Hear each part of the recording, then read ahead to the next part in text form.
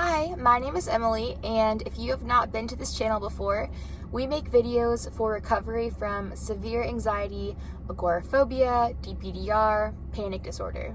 So if this interests you and you are in this boat right now, please subscribe and we'll be posting lots of videos. There's a link in the description that has our private Facebook group as well, so definitely join that so that we can communicate there and we have lots of exclusive content. So today the topic that I want to quickly discuss, and this is kind of a free conversation here, I don't really have much of a plan, but it's something that's been on my mind because I'm seeing it so much here, especially where I live in America, and that is safe spaces and not getting triggered. So I want to talk today about actually how avoiding triggers is going to give you more anxiety in the long run, and it's actually going to keep you stuck in this vicious cycle for much longer than you need to be. So why is that? Well, first, in general, America has been pushing this concept for at least the last couple of years, and a lot of college campuses are adding safe spaces where people are not allowed to be triggered, and we're kind of having this general idea put into our minds that we deserve to not ever be triggered, and we should never trigger other people, which, whatever, be a kind person, try your best. But when it comes to ourselves, let's talk about that. We are being planted in our minds that we deserve to not be triggered. We are, and this is a whole other topic, is the general concept of avoiding discomfort and quick fixes to everything, but that's a whole video in itself. But when it comes to being triggered, so what happens is we start to think, I don't want to be triggered. I deserve not to be triggered. My college campus is telling me that there's safe spaces for me where I can avoid all the triggers, and every anxiety Facebook group has trigger warnings for everything. And I'm not saying that some of this stuff isn't heavy and impactful, but what I want to kind of teach you and help you with is learning how to process these triggers quickly and on your own so that you are not captive to somebody else and your emotions are not so dysregulated that when someone says something, now all of a sudden you don't know how to handle it because you avoid triggers, and now you're like, oh my God, how dare you trigger me? Like, what's happening? And it's just not where you need to be. So let's talk about some concepts. I literally just wrote down some notes and like a few notes with a pen, but so avoiding triggers, avoidance in general. Avoidance is like the number one thing that's going to keep you stuck in like a panic cycle, for example. So avoiding triggers is the same concept. It's actually going to bring on more anxiety in the future. So the reason for this is because when we start to teach our brain subconsciously, because here's a fun fact that I talked about in coaching last week, and when I heard this, I was like mind blown. Our subconscious mind, I believe, is like 95% of our brain, so only 5% is conscious. So our reactions and our avoidance and things like that is teaching our subconscious brain that there's a threat. And that's what starts to send these stress hormones like adrenaline and things like that. So as we avoid triggers, the next time a trigger pops up and we're not able to control it, because there are going to be situations where we can't control it. Sure, you can go to your safe space. Sure, you can surround yourself with people that are of the same mindset and are not going to trigger you or whatever. But there will be times in your life that you will be surrounded by people that are going to trigger you. And what you don't want is to have this flood of adrenaline and this flood of emotion because you have never been in that situation before and you've been avoiding the discomfort of being triggered. So that's number one.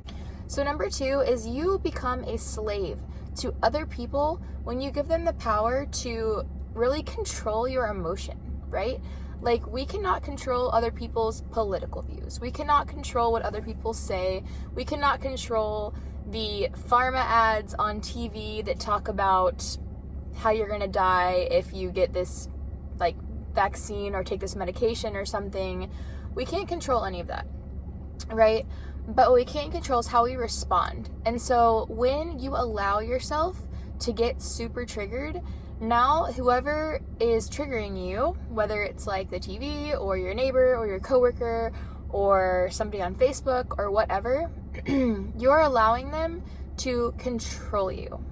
So that is actually like way more triggering, right, than whatever they're saying. Like, nobody should have the power to control you besides yourself, right? So that's a huge concept when it comes to this. Number 3, just kind of the concept of like general emotional dysregulation. And I would say that anxiety actually deeply stems from emotional dysregulation. We can't regulate, exactly how we're feeling. We can't connect all of the dots. There's so much fear. There's so many symptoms. And we're just not able to process any of it like appropriately. So when it comes to triggers, when we're dysregulated, and now we're responding with all of this like, adrenaline that's like rushing through our bodies, we're actually like, in a way, damaging our bodies because we're continuing to flood it with adrenaline that it doesn't need to be flooded with. And we're continuing again to keep us stuck in this vicious cycle. So how do you emotionally regulate? Well, what we teach in our program is the ideal response. And this is actually geared mostly towards, like general anxiety, like symptoms, panic, DPDR, all that kind of stuff. And so it's an acronym, and it stands for I, identify, D, designate as anxiety, E, embrace, A, address the task at hand, L, live your life. So you can actually use ideal response with triggers as well. So for example, let's say that your coworker has said something that's ultra triggering to you. Maybe it's something as simple as politics. Maybe it's something as huge to you as like sexual assault, right? Like, I'm not saying that these are little topics and you shouldn't be triggered. It shouldn't bother you. I'm not saying that it shouldn't bother you. But what I am saying is we have to take control of our emotions so that those people do not have power and we can control how we respond, right? We're not going to traumatize ourselves further, like literally traumatize ourselves further by how we respond and how we interpret what they're saying. So say that you're triggered.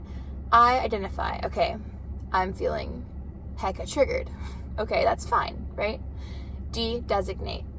We're going to call it, usually for ideal, we call it anxiety. So we're just going to call it designate, okay, this is triggering to me. I'm feeling a lot of adrenaline from it, right? So this is adrenaline.